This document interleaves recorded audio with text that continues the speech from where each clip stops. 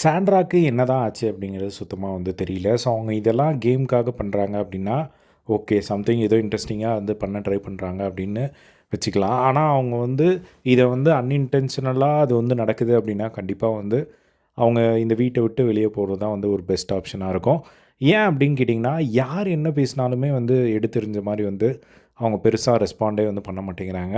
So அவங்களுக்கு okay ஆகுற people கிட்ட மட்டும் தான் வந்து அவங்களுக்கு ஓகே ஆகுற சிச்சுவேஷன்ல மட்டும் தான் ஓகேவா வந்து பேசுகிறாங்க. ஸோ இப்போ ஜென்ரலாக வந்து கனி கூட நடந்த ஒரு பிரச்சனையில் கனி நார்மலாக சொன்ன விஷயத்த அவங்க வந்து அது வேறு மாதிரி எடுத்துகிட்டு இப்போ பயங்கரமாக வந்து அழுதுட்டுருக்காங்க. ஸோ இப்போ அந்த ஒரு விஷயம் வந்து இப்போ போயிட்டுருக்கிற தருணத்தில் நடுவில் கானா வினோத் வந்து பார்த்திங்கன்னா அவர் ஒன்றுமே கேட்கல. அந்த ஃப்ரிட்ஜ் பக்கத்தில் இருக்கிற வேலையை இப்போ பண்ணிடுறீங்களா, நான் முழிச்சிட்டு இருக்கும் போதே நான் வந்து தூங்கிட்டேன் அப்படின்னா வந்து என்னால் பார்க்க முடியாது, எனக்கு உடம்பெல்லாம் வலிக்குது, நான் தூங்குறேன் அப்படின்னு சொன்னாங்க. அதுக்கு வந்துட்டு நான் பண்ணுறேன், நான் தூங்குறதுக்குள்ளே வந்து பண்ணுறேன் அப்படின்ற மாதிரி வந்து சொல்லிட்டாங்க.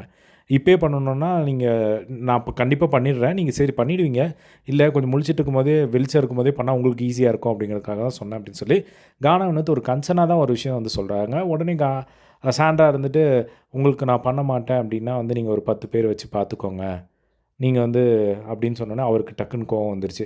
இதுதான் எனக்கு வேலையா, 10 பேர் வச்சு பார்க்குறது தான் எனக்கு வேலையா அப்படிங்கிற மாதிரி அவர் வந்து ஒரு மாதிரி டக்குன்னு வந்து பேசிட்டாரு. ஸோ அத பேசி முடிச்சுட்டு அதுக்கப்புறம் போன உடனே வந்து பார்த்திங்கன்னா, சாண்ட்ரா திரும்பவும் வந்து அழ ஆரம்பிச்சிட்டாங்க. இந்த மாதிரி தான் என்ன எல்லாருமே வந்து பேசுகிறாங்க, எல்லாருமே இப்படி தான் வந்து என்ன பண்ணுறாங்க, எனக்கு ஒன்றுமே புரியல அப்படிங்கிற மாதிரி வந்து அவங்க வந்து ஒரு விஷயம் வந்து சொல்லிகிட்டே இருக்காங்க. கண்டினியூவாக சுபிக்ஷா உட்காந்துட்டு இருந்தாங்க. சுபிக்ஷாவுக்கும் என்ன பேசுகிறதுன்னு தெரியல ஆக்சுவலாக. யார் என்ன பேச போனாலுமே அவங்க வந்து ஒரு விஷயத்த வந்து டிஃபெண்ட் பண்ணி அவங்க பண்ணுறது தான் வந்து கரெக்டு, எல்லாருமே என்ன டார்கெட் பண்ணுறாங்க அப்படின்னு சொல்லி அவங்க ஒரு அசம்ஷன்லேயே கண்டினியூவாக வந்து இருக்கிறத வந்து பார்க்க முடியுது. ஸோ இது வந்து கேம்க்காக பண்ணுறாங்களா, இல்லை உண்மையிலேயே அவங்களுக்கு வந்து இது அஃபெக்ட் ஆகிடுச்சா அப்படிங்கிறதெல்லாம் ஒன்றுமே புரியல.